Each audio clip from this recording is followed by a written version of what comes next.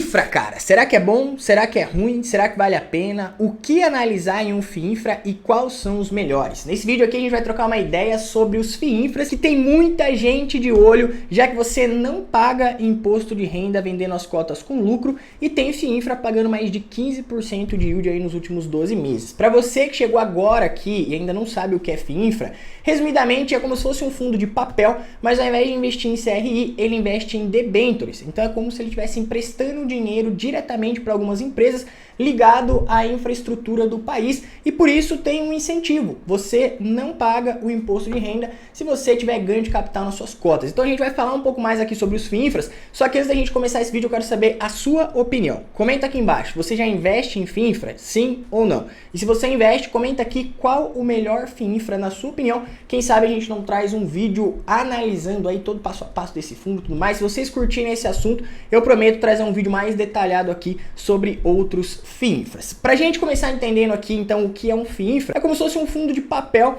que tem uma carteira de crédito ali atrelado a dívidas. A gente sabe que os fundos imobiliários de papel, eles pegam dinheiro e emprestam para o setor imobiliário através do CRI, Certificado de Recebíveis Imobiliários.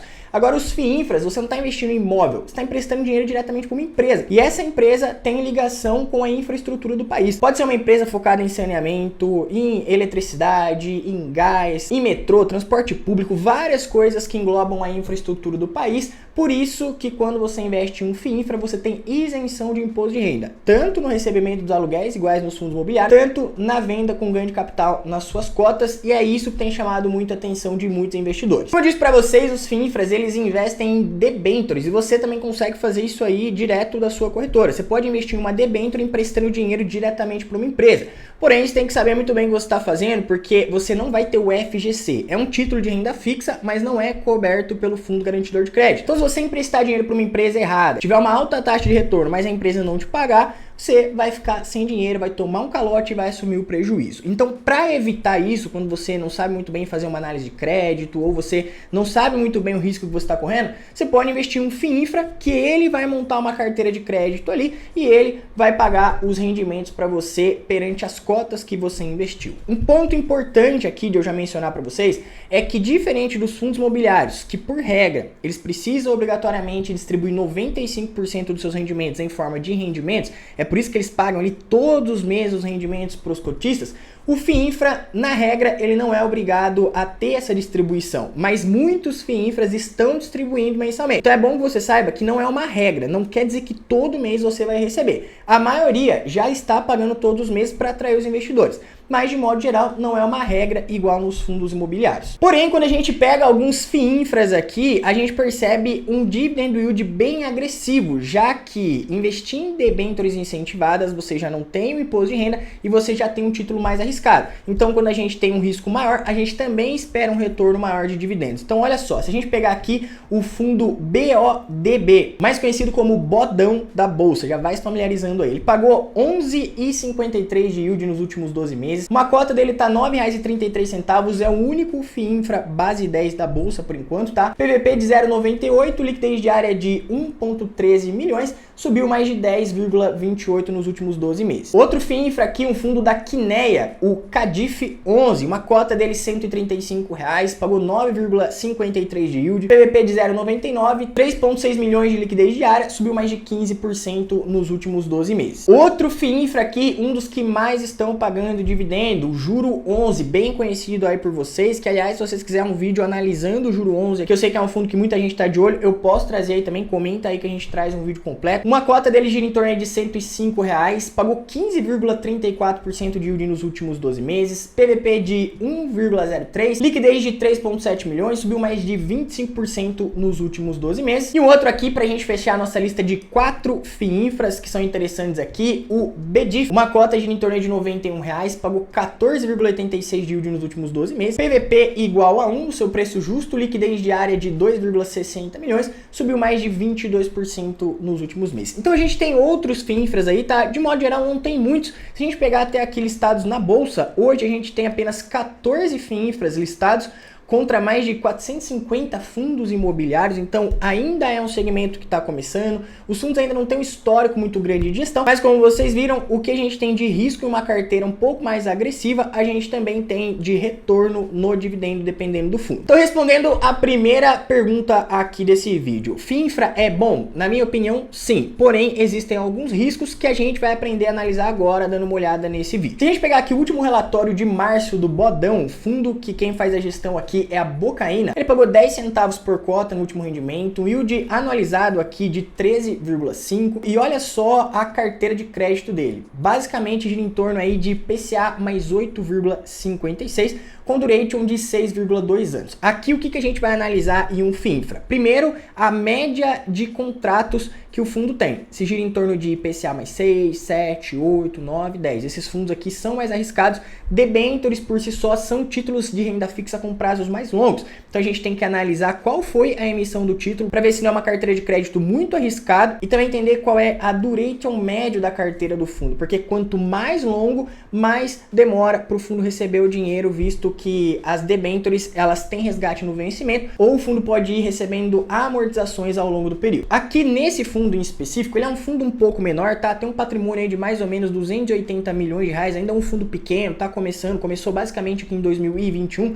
A gente pode ver que ele ainda tem uma concentração bem alta em algumas debêntures. Então aqui, ó, essa primeira debênture, 6,5% do PL, com o título indexado de IPCA mais 7 e um rating de crédito de A+. Aqui uma debênture com quase 15% do PL do fundo, com uma taxa de indexação de IPCA mais 8,47. Então é uma concentração alta em um título de crédito também um pouco mais alto. Por mais que tenha um rating de crédito aqui de A+, é bom ficar de olho para entender se essa empresa aqui vai cumprir com o pagamento. A gente pode ver aqui também que na carteira, ó, tem uma concentração de 7,5, 14,5, 15,4. Então o que a gente tem que ficar de olho aqui é basicamente o que a gente fica de olho também nos fundos de papel, que é a concentração de vários títulos de dívida em uma única empresa. Aqui a gente pode ver que esse fundo ele é mais agressivo, ele tem uma boa rentabilidade, mas ele também tem uma concentração na sua carteira de debêntures. Isso aqui é bom ficar de olho. Uma outra coisa que a gente também tem que analisar é isso aqui, a exposição de rating de crédito. Basicamente a melhor nota de crédito, as empresas mais seguras,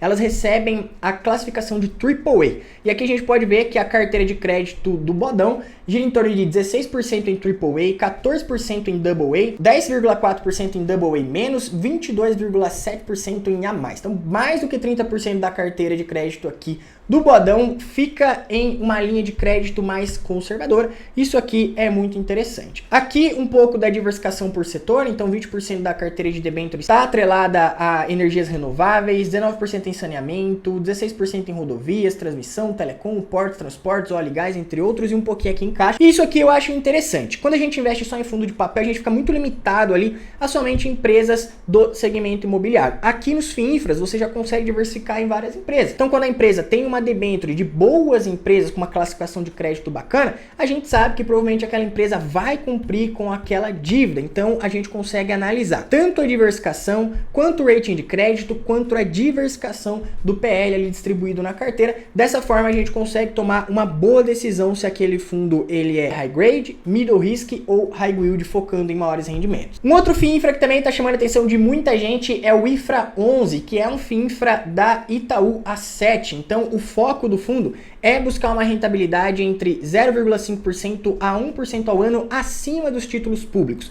Então, mesmo investindo em uma carteira de crédito, o fundo é um fundo um pouco mais agressivo, foca em ter maiores rendimentos. Aqui os últimos rendimentos distribuídos do fundo, ele pagou R$ 1,10 por cota em fevereiro de 2024, o que foi um rendimento analisado de 12,91. Então, para um fundo que começou há pouco tempo, já é um resultado bacana, sendo que ele já chegou a pagar aqui mais de 13% em alguns períodos. Tem uma liquidez diária de mais de 1 milhão e é um fundo bem movimentado aí, sendo que esse fundo, de modo geral, ele não tem uma concentração muito grande em poucas debêntures. Olha só, se a gente pegar aqui a carteira de crédito, a debênture que ele tem maior exposição aqui cobre 9,80% do PL do fundo, uma outra 8,20%, 7,48%. Não é aquela diversificação que a gente está acostumado a ver nos fundos de papel, porque esses fundos ainda eles estão se capitalizando para eles conseguir crescer. Mas, de modo geral, já é um fundo bem mais diversificado do que o primeiro que a gente viu aqui no nosso vídeo. Outro fundo interessante que, na minha opinião, um dos que chama mais atenção no segmento de FIINFRA é o Juro 11, quem faz a gestão é a Sparta Investimento. O fundo cobra 1% de taxa de administração, não cobra taxa de performance. Começou no dia 8/12/2021. Então é um fundo bem recente, a gente pode ver aqui que a alocação por setor, 29% da carteira de crédito está focada em geração de energia, 20% em saneamento, 9% em mobilidade urbana, entre outros segmentos aqui bem diversificado. E olha só o que chama bastante atenção nesse fundo. Se a gente pegar aqui os rendimentos, ó, o último rendimento dele agora em abril de 2024 foi de R$ 1,25 por cota, um dividend yield anualizado nos últimos 12 meses de 16,9%. Então é realmente um fundo bem mais agressivo, paga um dividendo maior porque o risco desses fundos também são maiores. Outro fundo que a galera também está gostando bastante é o Cadif 11, o fundo da Quineia. Toda vez que entra um fundo da Quineia, eles sempre entram ali com uma gestão muito bacana. O fundo já é muito grande, tem bastante liquidez, tem mais de 30 mil cotistas, a carteira de crédito em torno aí de IPCA mais 7,9, duration de 6,5, 94% do portfólio do fundo está alocado em debêntures incentivadas. A maior concentração aqui da carteira do fundo gira em torno de 7,4% do PL, uma debênture da Taesa. Outras aqui cobrem 6,9, 6,8, 6,6, tem uma diversificação bem grande também. E é um fundo aí que a gente pode trazer e analisar mais a fundo aí em próximos vídeos. De modo geral, quais são os riscos de se investir em FII agro? Basicamente é o risco de crédito e o risco de um mercado muito novo. Os FII infras, eles ainda não se provaram com o tempo no mercado. Então, os fundos de modo geral, eles ainda têm poucos cotistas.